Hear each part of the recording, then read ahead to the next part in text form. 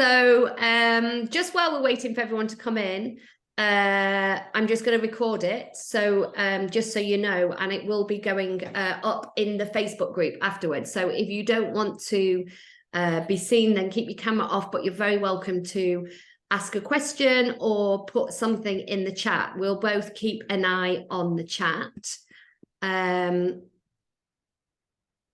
If you want to just say hello in the chat, maybe tell us where you are. That would be nice to hear from you just while we wait for a few people to come in. I was just saying to Katie, look, I've been bitten. I went swimming in a lake yesterday and it's making me feel a bit ill. I've got bites all over me because there's duck mites. Because there's like the water's a certain temperature, and when the water's a temperature, the ducks get these mites, these insects. And so when you swim in the water, because it's amazing, because you swim with all the ducks and it is amazing, but then yeah, it's really unpleasant. Got like duck fleas. Yeah, basically. So excuse me if I'm itching through this webinar. Okay, shall we kick off? It's nearly 5 past. Shall we kick off? Get cracking. Shall we introduce ourselves? Do we need to introduce ourselves, or should we just crack on? I think we can crack on. We can crack on. We're part of the Hannah Pern team. You are Hannah Pern. Go. You know who we are if you're here. So any questions, put them in the chat. We've had some that have come to us on Instagram, so we will get to those. But really today's session is to talk about progesterone, because both of us get lots and lots of questions about it. And we also know in clinic, it's a really common thing that brings people into clinic. So the idea is that lots of people have this short luteal phase or issues with their progesterone in that luteal phase. So I thought it would be helpful if I kicked off and just did a very quick run through about what progesterone is and why it's important for fertility. And Katie, if I miss anything out, raise your hand, shout at me, and just jump in when it is appropriate. Likewise. So, progesterone is, so the first half of your let's start with the menstrual cycle, and I will be very quick, but the first half of your menstrual cycle is all about your follicle developing, getting ready for ovulation. And the main hormone in the first half of your menstrual cycle is your estrogen. And your estrogen helps that follicle to grow and release the egg. And hopefully that egg is the one that is going to be fertilized and become a pregnancy. Sorry, I've got people coming in now. And then what happens is that follicle that released the egg becomes what's called the corpus luteum. And the corpus luteum is, hi everyone. If you've joined us late, just turn your mics off, please. Hang on. Oh, Katie, have I just turned you off? No. Oh, sorry, I've got loads of people coming in now. Hang on. Do you want me to take over the first bit? Oh, yeah. In? Can you let people in? I can't let people in, but I can chat about corpus luteums. Go on then, you pick off while I let people in. Cool. So yeah, the second half of the menstrual cycle is dominated by progesterone. That's why you're all here. You want to learn more about progesterone. And so when you've ovulated, it's like the egg bursts out of the follicle, and what's left behind of the follicle, so imagining this part of my hand is like the follicle, it turns into a temporary gland called the corpus luteum, and that's what releases progesterone. So when we're thinking about our menstrual cycle, but like supporting progesterone, really we're thinking about supporting that follicular development, because we want what's left behind of that follicle once the egg's ruptured out of it to be like substantial enough, so when it is releasing progesterone, it's going to be enough to give you a long enough luteal phase, and that progesterone to be like sustained throughout it, rather than kind of either taking its time to rise or dropping off and kind of tailing off. And that's when you can sometimes see some of those signs of low progesterone at the end of your menstrual cycle as well. Yeah. And I guess the other thing that I would add to that, thank you, Katie, is that progesterone is important because it holds your uterus lining in place. So estrogen at the first half of your cycle is responsible for thickening your uterus lining. So it's a nice kind of plump pillow for any potential embryo. And what progesterone does, it doesn't necessarily thicken it further, but it basically holds it. And so we're going to move on to the signs of low progesterone, but this is why spotting before your period starts is a sign that there is just not enough progesterone in your system to hold that lining in place. So I think, is that covered the kind of main thing about progesterone? I think in terms of the basics of like what it is, yeah. Okay, do you want to go on to the signs of low progesterone?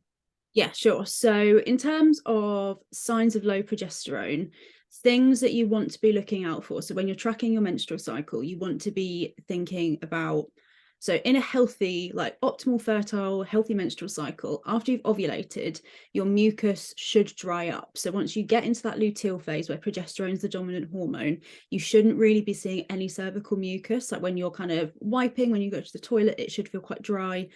If you start to see like kind of I've not got my props to hand, they're hidden, like a lotiony kind of mucus that's kind of quite thick and creamy, that's sometimes a sign of low progesterone, because we shouldn't be seeing mucus in that second half of the cycle. Progesterone should be nice and high, and that causes your mucus to dry up.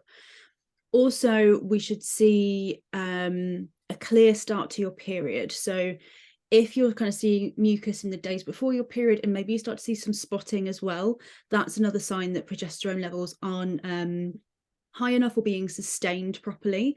If you start to see that spotting, it's kind of a sign that it's kind of starting to drop off and it's not maintaining that lining anymore. So that's why you start to see that spotting coming through.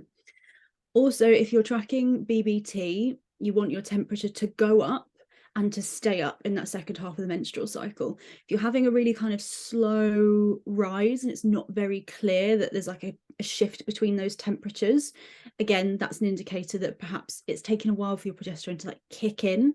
We want to be looking at some kind of lifestyle factors. So everything's lining up in terms of you ovulate and then your temperature goes up, and we see that really clearly. The same with at the end of your menstrual cycle. If you're trying to get pregnant, you won't see your temperature drop. It should stay up nice and high. But if you aren't trying to conceive, or you haven't conceived that menstrual cycle, progesterone will drop off. So progesterone is like our progestation hormone. It's the hormone that helps us to sustain early pregnancy. So if you don't get pregnant, that corpus luteum that was pumping out all the progesterone, that starts to disintegrate, progesterone levels drop, and then with that, your temperature can drop as well. So in an ideal cycle, if you haven't got pregnant, you should see quite a clear drop at the end of the cycle. Again, if you're having a kind of tailing off and the temperatures are kind of like fluttering around and then sliding down rather than like a kind of clearer drop, again, that's a bit of an indicator that progesterone could well be an issue. I think there's some of the main things. Hannah, if you've got anything to add there. The only other thing that I was going to add actually is about the implantation window, because progesterone does play an important part in the implantation window. So there is this kind of optimal time where implantation can happen on the uterus lining. And they estimate that it's approximately 6 or 7 days post ovulation for this implantation window. It's when there is a high level of receptivity, so on your endometrium lining, to accept the embryo into the lining and for the early stages of pregnancy to begin. And progesterone plays a key part of that. And it's a really interesting phenomenon that there is, people don't really understand a lot of it. It's such a complex process of actual kind of not fertilization, because that is also complex, but that implantation, because involved in that is the immune system and this kind of receptivity of the endometrium lining. And so it is estimated it's about 6 or 7 days post ovulation, which is when your progesterone should be reaching its peak.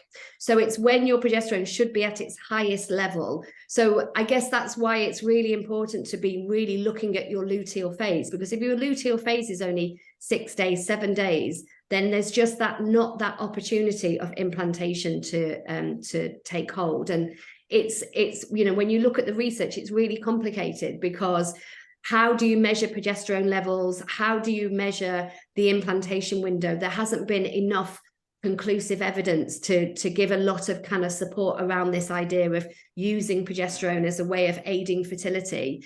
And it's not that the research isn't, it's more that the research isn't there, and the research that is there is inconclusive. So it's still a very wide open field of debate as to, you know, the use of progesterone, which we're going to go on to before. But this idea of an implantation window is studied, and it is important. So again, it's another important role of progesterone. With that, and thinking about the implantation window, and you saying there about if your luteal phase is like 6 or 7 days in length, like that's a real indicator of low progesterone. Yeah. We want to think about the total length of your luteal phase. So in like a kind of ideal cycle, we're wanting it to be about 12 to 14 days in length. You can occasionally see luteal phases that are like 15 or 16 days in length, but generally speaking, 12 to 14 is like a really good place where you want to be sitting. If it's anything less than that, then you may also be seeing those kind of the spotting, the seeing mucus. You may also experience some PMS symptoms. So like if you get a lot of like water retention, breast tenderness, mood changes, carbohydrate cravings, like that can all be a bit of an indicator that there's an imbalance of progesterone there, and we're seeing a shorter luteal phase. So yeah, 12 to 14 days is one of the questions I always get asked, like how long should the luteal phase be? And yeah, you're aiming for 12 to 14 days. Yeah. And another one is around anxiety and insomnia. So, you know, those real emotional changes of feeling very anxious or very kind of, you know, that sudden change in mood can be a sign of a progesterone drop. And change in sleep, I think, are quite common progesterone-related cycle issues that I see a lot. Yeah, same. I see a lot of people struggling with sleep, and particularly in the few days before their period, where progesterone can be starting to have that dropping off effect. And yeah, progesterone kind of can help you to, like, at the end of the day, it's trying to get you to protect yourself as if you were pregnant. So a lot of people can feel more like want to be internal, that kind of maybe slightly nesting kind of vibe to things. So forgotten the point I was making. Well, around it being it's there to relax everything. It's there to kind of yes, so calm if it's everything down. off, then you can sometimes see those impacts in your sleep. There we go. I knew where you were going, Katie. I didn't. So shall I talk a little bit about getting progesterone tested? Because again, this is an area that comes up quite a lot. So I've just having this conversation today of this idea that progesterone should be tested on day 21. And so it's often referred to in sort of, if you go to a GP or clinics, that they'll say, oh, we'll do the day 21 progesterone test. And this is because they've based the progesterone test on a 28-day cycle, day 14 for ovulation. So 7 days after ovulation, which is when your progesterone should be peaking, is obviously day 21. So that's where historically this idea of the name of the test comes from. But as we know, it's kind of incorrect and it's unhelpful, because actually not everybody ovulates on day 14. In fact, only about 4% of people actually ovulate on day 14. Therefore, yeah, it's absolutely crackers. Therefore, you are going to get an incorrect result. And you are going to, it's not going to give you a good enough reading. So I would argue that the best thing to do, if you're going to test your progesterone, is go 7 days after you have ovulated. So track your cycle, look for your cervical mucus, use the OPKs, use your BBT chart, and then make sure you go 7 days after. So let's say you ovulated on day 18, then you would go for your progesterone test on day 25. And I just want to say that the progesterone test is actually the first port of call when it comes to fertility tests. So Katie and I have done a podcast about this, which we're going to release in a few weeks. But if you go to your GP and you say, I want to have some fertility test done, this is usually what they will offer you. They will offer you a progesterone test. And actually, all that progesterone test can tell you is whether or not you have ovulated. So to confirm ovulation, you're looking at a progesterone test of over 30. And forgive me, because I can't remember the reading. Is it ULIs. I can't remember the measurement, but it is over 30 of whatever the measurement is. I can put it in the group afterwards. So you're looking for a measurement of over 30, and that confirms that you have ovulated, because as we said at the beginning, you will only produce progesterone if you have ovulated. If you haven't ovulated, then your body's not producing progesterone. So this is really the only bit of information you're getting from a day 21 progesterone test. It is not confirming you've got enough progesterone in your body to support a luteal phase, because the thing about progesterone is that it does this, and this is why it's really difficult to study, and this is why there's a real lack of research, is that progesterone goes up and down all day. And so, and it can rapidly change. So it's just because you've got it on day 21, it might be that on day 23, it's completely dropped, or the time that you measured it on day 23, it's high. So it's important to know that it cannot confirm that your progesterone levels, just because it's high with one reading, it doesn't mean it's going to stay high for the rest of your luteal phase. And it doesn't mean that you've got enough. It just means that you've got enough at that point in time. And we know that you need a consistent level to maintain that luteal phase. So this is why it's difficult to quantify progesterone and whether you've got enough. And this is why tracking your symptoms and knowing the signs of progesterone are actually your best friend, because the science isn't there. It's not good enough. I mean, in an ideal world, we're really fortunate because we have an amazing scanner that we send people to have a transvaginal scan. And what's amazing about that is that he can actually do a transvaginal scan, and he looks at, sorry, my dog's barking. He looks at, he can check blood flow through the uterus. So he can see whether that can kind of confirm whether your progesterone levels are good enough, because he can see how much blood flow is going through and how your uterus lining is looking. So that is really the best way to get an assessment of your uterus lining in the luteal phase. And blood tests are very, very limited in the information that they can offer, which is why signs and symptoms are your best friend, I'd say, at this point in your cycle. And is there anything else you'd say to that? I don't think so. I think just yeah, like we say, just knowing to time it properly. So if you need any help with understanding when you ovulate, then ask in the Facebook group, listen to the podcast. Like, it's really, like we say, it's perhaps not as comprehensive a test as like people kind of led to believe, but if you want to check that you are ovulating and just to have that tick in a box perhaps for further testing, then just making sure you are timing it correctly according to your menstrual cycle. Yeah.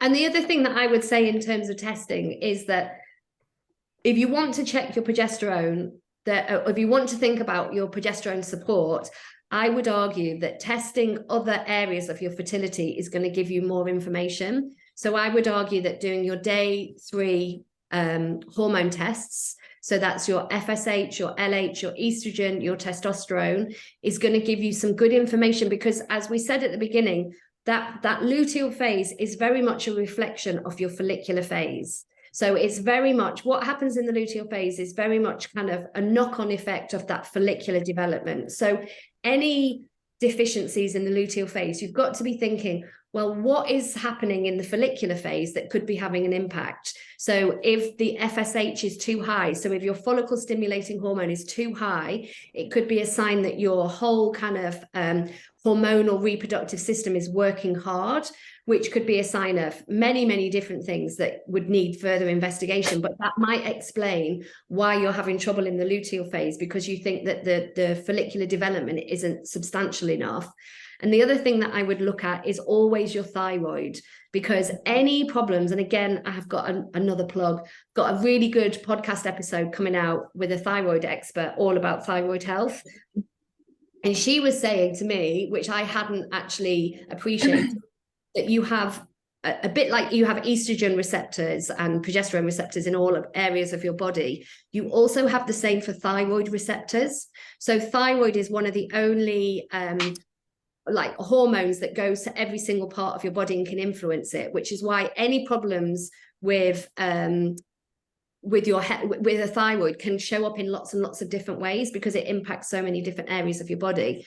So any underlying thyroid issue is going to have an impact on your menstrual cycle, whether that's follicular development, estrogen production, testosterone production, progesterone production. It is going to have an impact. So it needs to be properly investigated. And we say it all the time that the reference range for thyroid on the NHS or the NICE guidelines is 0.5 to 4.2. And actually, and again, I did not realize this, for good health and good fertility, you need your thyroid to be below 2.5. So the range that we are currently working towards, or we reference in the sort of standard medical system, is not sufficient enough. It's too wide. So if it, it's really important that you get your thyroid checked, you get it properly checked, and that you look at your number. Do not take everything's fine from the the GP secretary to be true, because it's going to be having an impact, and it could be the reason why you've got this luteal phase problem.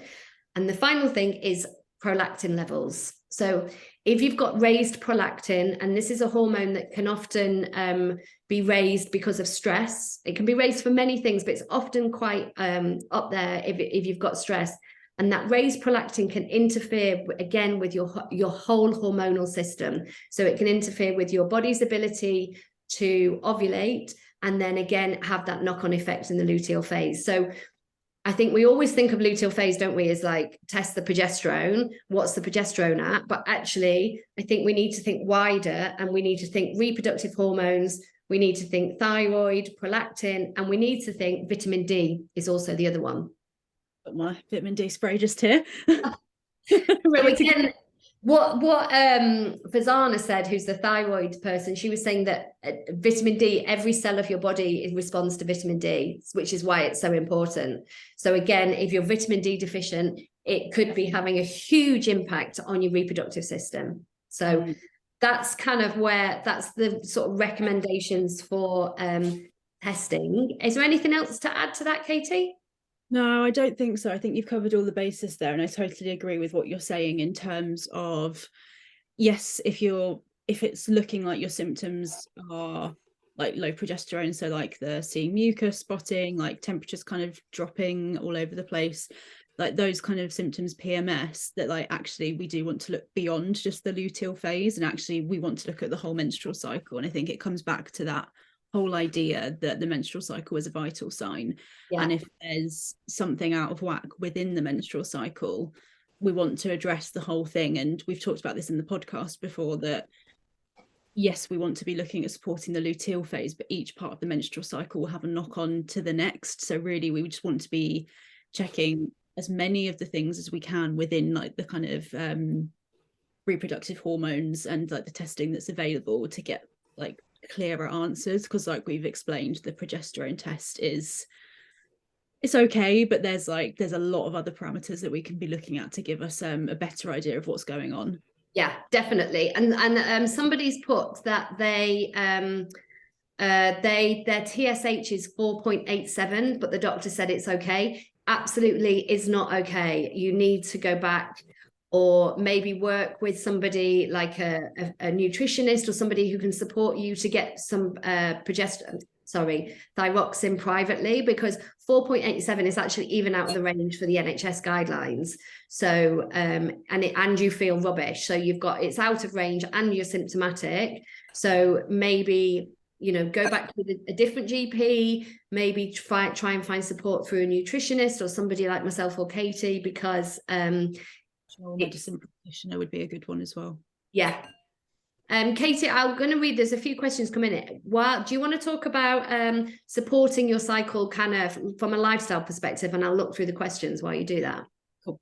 So we want to, like we were saying, we're really thinking about supporting the whole of the menstrual cycle to support the luteal phase. So these are all things that we probably mostly know, but like sleep, exercise, nutrition, stress management, they're kind of like the 4 kind of key things we really want you to be looking at. So we'll start with nutrition. So I see in clinic so often, and this is largely a societal thing, that like women or people who've been raised as women have been taught to eat less and move more, and that can be a real kind of reproductive minefield. So you want to make sure that just on a basic level, you're eating enough, like you're getting enough calories in your body per day, and like don't necessarily have to think about calories and like weighing everything out. Like I don't think that's a helpful thing, but just checking in with yourself and being like, am I actually eating enough for a fully grown adult woman? So with that as well, making sure you've got plenty of protein in your diet, the same with fat. So protein and fat are the building blocks of your hormones, or at least a huge part of the building blocks of your hormones.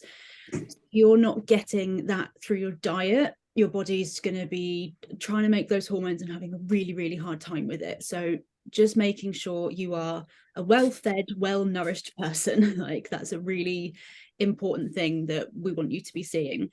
On the kind of flip side of that, thinking about exercise. So Hannah did a really great podcast with Holly about kind of like exercising whilst you're trying to conceive, and so have listened to that for like the details of that. But just thinking about, you don't want to be doing too little or too much. I definitely would say I see probably more people doing the too much end of the spectrum, and then that's where we can kind of again see those issues in the luteal phase. So there's this really interesting thing that happens with progesterone and another hormone called cortisol, and cortisol is one of the hormones that is like a stress related hormone. If you're doing lots of high intensity workouts, you can release cortisol. So what can happen is, if your body's like needing to make more cortisol, it can basically steal from progesterone to make more cortisol. So if you're doing all these high intensity activities, but you're seeing like spotting in your luteal phase, you're like knackered the week before your period and things, like maybe just have a think about the types of exercise you're doing. And there's so much information out there now about the ways to kind of like optimize exercise during different parts of your menstrual cycle. So that could definitely be something to look into. Sleep is like so important. There are studies that have been done that sleeping in like a pitch black environment, like so dark you can't see your hand in front of your face, can increase the length of the luteal phase. So that's something that is like relatively simple that you can do, is just making sure your bedroom environment is really, really dark. So even if that means you're like putting towels up on your window that are like really thick to block out as much of the light, like that's a start. And also you'll be like, this is ugly, I want to actually sort it out and like get a proper blackout blind, and like that'll really help your hormones. Along with that, just getting into a really good sleep routine. Like our bodies really like routine. All sorts of different hormonal things happen throughout the night at the different stages of the night, different stages of sleep. So that's for someone just mute. But cool. I've got it. Fabulous. So yeah, sleep is really essential, and then stress management as well. So I know this group is like called Don't Tell Me to Relax, because when people tell you that, it is like you just want to like scream at them. I can completely appreciate that. However, we do need to make sure that when we do have stress in our lives, because like it is unavoidable to a certain extent, that we have coping mechanisms that allow us to manage that in a healthy way, in a way that's not going to be eating us up, making us feel like really anxious or angry and like unable to kind of interact with the rest of our lives. So whether that be kind of like your journaling, maybe you speak to a therapist, like getting outside in nature, or coming for treatments like acupuncture, reflexology, to give your body that time to kind of really like bring that baseline of anxiety just down a notch or two. And that can be a really supportive thing, particularly if you're facing menstrual cycle issues. Like we want to make sure that you're giving yourself time to rest and unwind from the kind of living these like busy lifestyles, because they're not the best for our hormonal health. So we just need to make sure we have these practices to kind of create some balance in our life, particularly if you're leading a very busy paced life. So I appreciate that's quite like general advice, but honestly, like if you get those foundations really strong, the difference it can make in your menstrual cycle. And like I can speak from like experience here, where my first charts when I was learning fertility awareness, I had like a 7-day luteal phase and I felt like crap. And the biggest things that I changed was like diet, exercising a bit differently throughout the menstrual cycle, and just like making sure I'm looking after myself. There was some supplements that I took, however, they are kind of, I would definitely recommend working with a practitioner in order to get the right support in terms of supplements. So, Hannah, did you want to speak a bit more about that? Well, all I was going to say was, in terms of supplements, like you say, I mean, there's so much out there on the internet, and I would say that I would get personal advice from a nutritionist, because you can make things worse if you're taking the wrong supplements. But what did you take, Katie? What was the thing that you a lot of magnesium. Yeah. Magnesium is a really good thing to support your menstrual cycle, but changing the dosage of it into the luteal phase, you can body uses more of it in the luteal phase. So you could think about like upping your amount during the luteal phase. Took vitamin B6 just in the luteal phase. And I now take Agnus castus, which is an interesting one in that it's very effective when looking at supporting your progesterone levels. However, if you're trying to conceive, because it's a herbal supplement, there's no research or evidence if it's safe to take during those early stages of pregnancy, as like with a lot of supplements anyway. So if you're trying to conceive, it's not actually something I recommend to clients, and it's something that I only used once I knew my foundation like bed was strong, and because it can mask a lot of things, because it is so effective. It works on the pituitary gland in the brain, which is kind of actually where all the menstrual cycle starts. And so it's highly effective, but then because of that, it could be masking you're not eating enough, you're not sleeping properly, you're stressed off your nuts, and you're like doing like 6 HIIT workouts a week, like so if you're trying to conceive, start with those foundations. And Agnus castus, I would get that from a herbalist to get like a high quality one. So again, you're working with a practitioner who can supervise you whilst taking that. I think that was one of the questions that came in. There have been a few questions that come in from the chat, so I'm just going to read some of them out and answer them, and then ask you to jump in as and when. So someone's asked about having an if their underactive thyroid is well managed, would you still expect potential problems? Well, probably not. No, if it's well managed and you've had it thoroughly checked. So when we say a thorough thyroid check, we mean a full thyroid panel. So you're looking at your TSH, your T4, T3, and your antibodies. And if they're all in range and you're not symptomatic, then I would say you can rule that out. And the other question that they've asked, which actually is a really good one, and we should have mentioned, are there any other similar situations based on the symptoms you describe, or are they unique to progesterone? So yeah, absolutely, yes. So spotting can also be due to fibroids, it can be due to cervical health, and it can be due to polyps. It can be due to endometriosis, adenomyosis. So there's lots of underlying gynecological issues that could also be causing spotting. And so I would always say, especially if you're considering using progesterone support, that you always get that properly investigated. And actually, to be fair, anybody with, they call it mid-cycle spotting, but I would argue that's what is mid-cycle spotting if you've got a short luteal phase. But mid-cycle spotting should always be investigated, because it is actually a red flag on the NHS. So if you do want to investigate this, or through the NHS, then saying that you've got spotting it should warrant a transvaginal scan, because what that transvaginal scan can do is rule out polyps, fibroids, not endometriosis, but it should be able to look to see whether there's any history of adenomyosis, and obviously always make sure that your smears are up to date.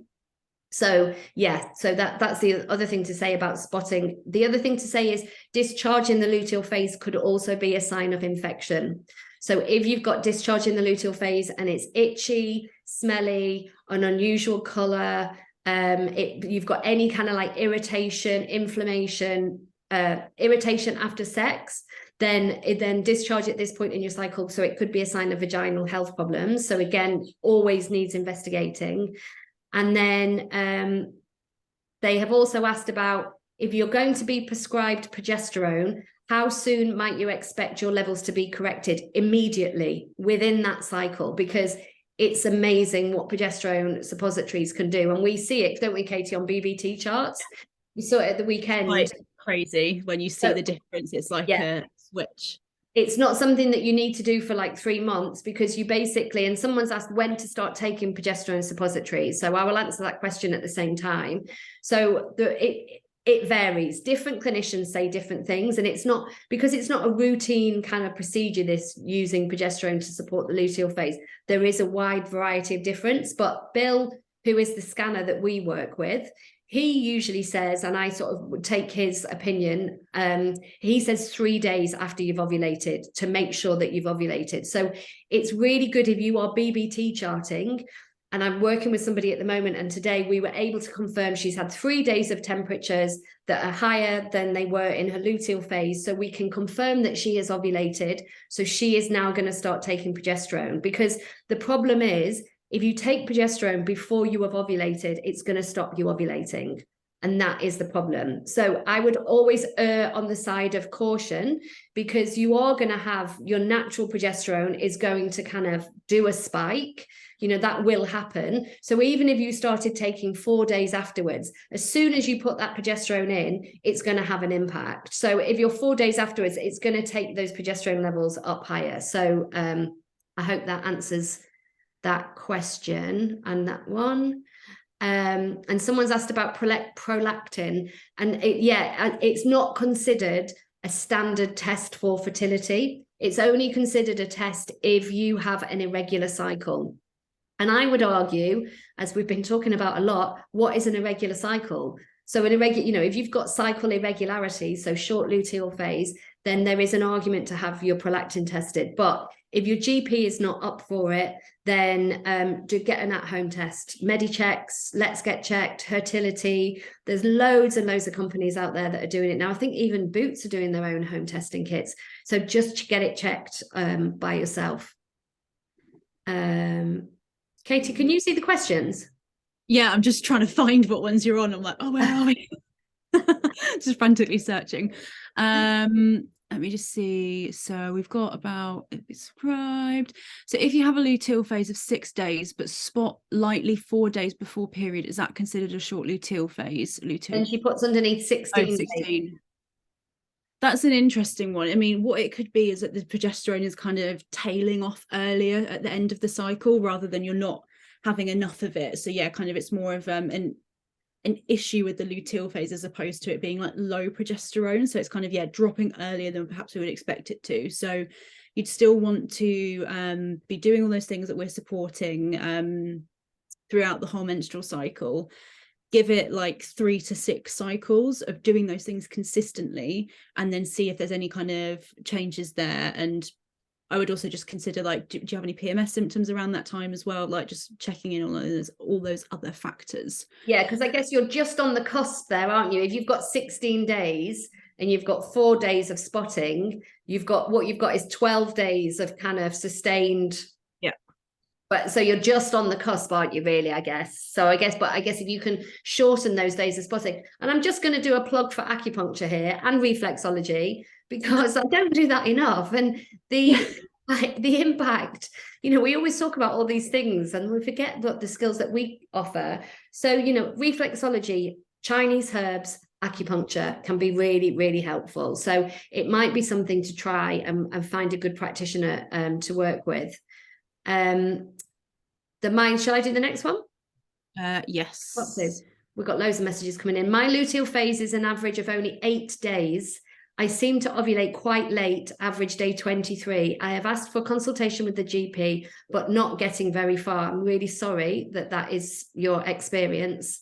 Would you advise seeking some private tests? Yeah, if that is available to you, then absolutely. Because even if you do go to your GP with that, I'm not sure what they're going to do. They're going to refer you to fertility clinic, maybe, if you've been trying for longer than 12 months. I don't know your situation, but I would say that is not an optimal cycle, what you're describing there. And we're in no way saying that you could not achieve a pregnancy with that cycle. But what we're saying is it's not optimal. It's not giving you the best possible chance for conception, because people do conceive all the time with short luteal phase. It's just we're talking to people who've got short luteal phases who are struggling to conceive. So I just want to make that clear. And I would say that if you can get some private tests, then I would look to, maybe, it's a difficult one, maybe a fertility clinic, maybe a gynecologist, maybe someone like myself or Katie, who's trained in acupuncture. I'm just on a, and yeah, that's be what I would recommend. It's on there. Okay, Katie, do you want to do the next one? Yeah, so I can spot for anything between 4 to 7 days before my period, but I'm unsure if it's progesterone issue or cervical ectropion I've previously had on smear tests. My period comes every 28 to 30 days. So, I mean, the main thing that I would want to, well, a couple of things, want to check that, well, what did they do with the cervical ectropion? Is that being like treated at all? There are some kind of protocols that you can do to support cervical health through supplementation, but again, I would always want that to happen through a practitioner. I'd also want to check with when your ovulation is, because whilst the cycle's 28 to 30 days, if you're ovulating on like day 14 and you're spotting for 4 to 7 days, like that's one thing, but maybe if you're ovulating like much later into the cycle, that's another thing. So I would consider again, looking at some testing perhaps, and also again just checking within all those lifestyle factors and making sure that they're all at a baseline that's really solid. But yeah, I would consider some other like further, one, knowing when you ovulate, and then perhaps some further testing based upon that. Somebody's asked, can I ovulate almost straight after my period of 7 days? I get the mucus then. Absolutely, yes. 100%. You can ovulate very early, and if you're getting the mucus straight after your period, it could be that you are, because as soon as your period starts, your follicle begins to develop, so there is this kind of crossover, and so some people do ovulate early. Ideally you want to be ovulating day 10 and onwards, just because sometimes again, we're talking about it's not optimal, because sometimes if you ovulate too soon, there is an argument that there's not been enough time for the egg to mature so that it is then able to be fertilized. So it's definitely something that you might want to, consider. Again, I would definitely look at thyroid testing and getting all your hormones tested in that instance to see how that's looking. But it is possible to ovulate on day 7. Absolutely. Yeah. I think just something as well to mention, I know there can be a lot of confusion just around mucus and when ovulation does happen. So just to kind of, if anyone is unsure, it should be that you start to see that kind of more like stretchy mucus. It can feel quite slippery when you're wiping yourself. And ovulation is highly correlated with the last day that you see that, and then it should dry up. So it's probably, ovulation will probably happen on the day that you see that or the day after. So just making sure that you're aware of changes in your mucus, because that's going to give you an indicator of when ovulation is like happening, as opposed to seeing mucus in the first instance and thinking that's when ovulation happens. Like mucus is kind of like the run up to ovulation. So just in case anyone is unclear on that. This is a great question, and actually we've had this on a direct message as well. If you're taking progesterone supplementation, how do you know when to stop taking it? Won't it affect your period? Thank you for asking that question, because we haven't actually covered that, and it's really important. So this is the kind of downside, I guess, of using progesterone suppositories in the luteal phases, is that you're going to have to do a pregnancy test. So it's recommended, let's say you start on, let's say on average, let's say you ovulated on day 15 and you waited till day 18 to confirm that you have ovulated, and you started taking your progesterone on day 18. I would recommend taking your progesterone for about, for about 10 days, 12 days. And I would do a pregnancy test around day 28 or day 29, when you were due to get your period. So when your period was due, which is about 14 days on average after ovulation, you have to do a pregnancy test. Because if you are positive, you want to keep on the progesterone. And if you're negative, you need to stop it. So if you're negative, you need to stop it. And what will happen is that your progesterone levels will drop and you will start your period in a couple of days' time. It varies from person to person. but you don't want to carry on taking the progesterone because it can stop your uterus lining from shedding, because your progesterone levels are sort of held artificially high. Not for everybody. Some people do start bleeding even though they're taking the progesterone, but most people won't, or at least it will delay it, and you don't want to be delaying your period. No, it doesn't affect your next cycle or follicular development, because the progesterone just drops and it literally leaves your system. So it just comes straight back down. And as soon as it's down, as soon as that progesterone has dropped, it then signals for your body to start the follicular development again. So as far as I know, it does not have a knock-on effect for follicular development for your next cycle. So I hope that is clear. Another question that just came in on the direct message was about how long should somebody try progesterone suppositories for if they are trying to conceive with a short luteal phase. I would argue about 3, 4, 5 cycles is probably a good amount of time to try. And I would say what we haven't also mentioned is, if you are going to use progesterone suppositories, that A, you have a transvaginal scan to rule out everything else that we discussed, and B, that your partner, if you have one, has got their sperm tested, because there is no point in you optimizing your cycle and doing all this work if you then find out there is a sperm health issue. So I think most clinics, if you try and do this privately, most clinics will be reluctant to give you progesterone to support your luteal phase without, well, as a moral reason, I wouldn't prescribe it to anybody without knowing that the sperm was okay. So that we didn't mention that. Yeah, I agree. Katie, you had some questions on your direct message, didn't you? Do you want me to read them to you? Oh, yeah, I can get my phone up.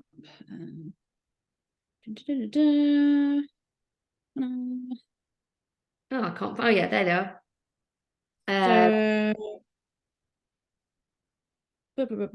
So yeah, we've had about the suppositories. So progesterone PMS symptoms and thoughts around progesterone OCP, or is that oral contraception? Yeah, yeah. Dosed topically. Yeah. Sure. Well, I think this is about whether progesterone and PMS symptoms and thought around, and so it's basically around using progesterone for PMS symptoms, and about using the oral so there is an oral contraception that is progesterone only. And the thing about progesterone or using progesterone cream is that sometimes, so let me take the progesterone cream first of all. As a treatment for PMS, progesterone cream could be helpful, because PMS is often linked to the it's when your progesterone is low or when your progesterone is dropping, it has a knock-on effect on your GABA, which is your GABA is like the, what is it, like what's the word I'm looking for? Neurotransmitter. Yes. Yeah. That has a calming effect on the body. So the research that they've done into PMS, and let's face it, it's not a lot, shows that low levels of progesterone equal low levels of GABA, and it's this low levels of GABA that they think influences our mood and our feeling. So therefore, supplementing with a progesterone cream can be helpful in that instance. Sometimes people take the progesterone only pill, and that can work for some people, but not for others, because when you're taking the progesterone only pill, it's a progestin, it's a synthetic progesterone, and sometimes that works for some people because their body can, metabolize it, whatever the word is, and it's okay. But for other people, that fake progesterone, they're actually they're too sensitive to it, and it can make it worse. So it's a bit like PMS and PMDD. A lot of the solutions to it when it comes to using oral contraceptions is a bit trial and error, because what's right for one person might not be right for another person. So hopefully that answers that question. Yeah, I think that clears that up really nicely. What else do we have here? So someone said, I had mucus for ovulation, but then 10 went up and down. Is a progesterone issue? So I think we did kind of cover that if your temperatures, so this is if you're BBT charting, we want, the temperature to go up and to stay up. So it's kind of nice and clear what is happening there. So it's a potential progesterone issue, but like we also said, that progesterone can kind of go up and down a little bit. So some fluctuations in temperatures in the luteal phase, like we can see that. But again, gosh, keep losing my train of thought. But anyway, yeah, ideally you want it to go up and stay up. Like I've got a whole workshop on my website that is all about BBT, and there's some really clear examples of that in there. So hopefully that would kind of clear that up. I think, Hannah, we've covered most of the ones that were submitted to you. There was one that was submitted to me that says, why does my peak in progesterone give me breakouts? So this can be to do with progesterone can cause like the oily glands, the sebaceous glands in our skin to secrete more oil. So it's different for some people, that some people might be more sensitive to like the estrogen peaks or the drops. So like, and other people it's going to be peaks in progesterone. So like if you're getting like breakouts at different times in your cycle, that may give you a bit of an indicator as to perhaps to like which hormones you're more sensitive to. So just keeping an eye out for, yeah, just tracking your cycle, where these breakouts are happening, but also to know that it can be quite a normal thing to have some of these kind of like oily breakouts, and that is just a thing that your skin is doing in response to hormone levels. Yeah. And someone said they have the worst mood swings during the luteal phase. I'm literally a different person. It's quite scary. I'm really sorry, because it can be overwhelming, you know, those huge hormonal fluctuations. And absolutely, yes, that can be a sign of low progesterone, 100%. And then someone else has asked about Anna's wild yam cream for use in luteal phase. Yeah, I think this yam is like a natural forming progesterone as far as I know, but again, we're not nutritionists, and so it's really, really hard for us to give. I don't know. Do you know anything about it, Kirsty? That's because I was thinking about our nutritionist. Yeah. Katie. I've had some clients using it, but yeah, like I say, like that's really all I've kind of come across it. I can't say I've read anything much into it, or like how it differs from something like Cyclogest. I mean, obviously that's a more like of a medicated version, but yeah, I'm not too sure about it really. Yeah. And also the other thing that we didn't mention about, which is why you get such a benefit if you do work with a nutritionist, is this idea about balancing your blood sugar through your cycle. So, you know, like if you're having like those, you know, and again, it's a bit like you're just talking about skin outbreaks. So that really made me think about it. This idea of like, you know, when you are in your luteal phase, because of the sensitivity to progesterone, your insulin resistance it changes, doesn't it? And I mean, what we're talking about now, we're into the world of nutrition and we are not nutritionists. But this is why it's so good to work with a nutritionist, because they can help support you in balancing your blood sugars, because again, that is going to help with your balancing your hormone production. So that's another plug for the nutritionist if you're not already working with one. And I think this might be the final question, as somebody's asked about if you get a positive pregnancy test while on progesterone supplements, should you keep taking them through pregnancy? Yes. So if you're taking them in the luteal phase, it is generally recommended to take them to 12 weeks. I think some people say 8 weeks, but most people say 12 weeks. So I would say that it's probably a good idea. You could start reducing it from 8 weeks, but that's what they do in fertility clinics, and that's what I've seen people do in clinic who've been working with me. One more question on discharge. Do you want to take that one, Katie? Yeah, so I had discharge in my last 2 cycles a few days before my period, but no other symptoms, and it disappeared after my period started. So don't spot before my period. Do you know why this is? So it's hard to kind of give a definitive answer without having your full history. However, I would be checking in on, so like our cycles are really, really sensitive. So even if your last few months have just been a bit different in terms of like the pace, or if you've been more stressed, or like just not been as organized with like your food and things, like that can sometimes be as simple as that, just like your routine's been a bit out of sorts for whatever reason. And then sometimes we can kind of start to see a bit of discharge before our period, because perhaps progesterone levels aren't being supported in the same way. However, like we said before, if you're seeing kind of discharge in the luteal phase, you want to check in on infection. So I would maybe go to your GP and ask to get a vaginal swab, just to make sure that there's no infection there, or perhaps look at working with the practitioner and like maybe getting the in vivo microbiome test there, just in case there is any kind of like other issues as to why you're seeing mucus in the luteal phase. But it's, yeah, as like I said, our cycles are super sensitive. To have one that's kind of a bit out of sorts every once in a while isn't the weirdest thing, but like you say, it's the last 2 cycles, so just keep an eye on it. If it's something that continues to happen, then yeah, check in with what's going on. Sometimes as well, can you get discharged, and forgive me if I'm wrong here, Katie, but can you get discharged just before your period comes as the you have the mucus, Yeah, that's true. the mucus plug, as your Yeah, hormones drop, that can come out first, can't you? Sometimes people see that before their period actually arrives. yeah, sometimes like you can get that kind of like thicker, creamier right before your period arrives, and that's because we're always talking about like fertile cervical mucus, and we're all on Instagram doing this all the time.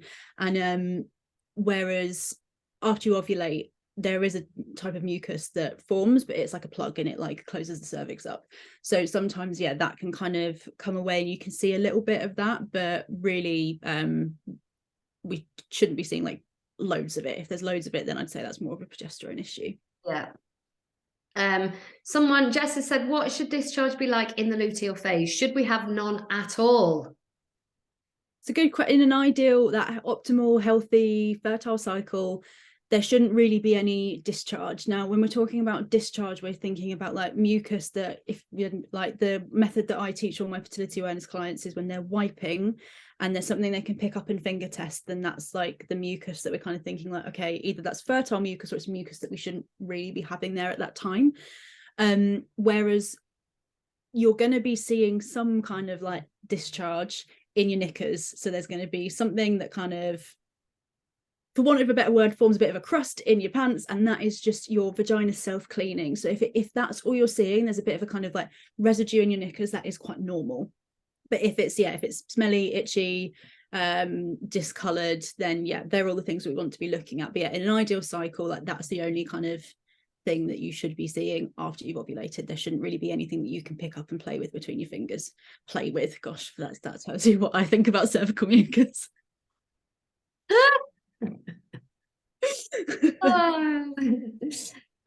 Okay, we have done a whole hour. I knew we'd do an hour. So we are going to say thank you very much for joining us. We hope it has been helpful. If you're watching this back on the replay and you have any questions, then obviously DM Katie and myself. We're always hanging out in the Facebook group. We're on Instagram. You know where we are. We really hope we've given you some helpful tips and information about luteal phase.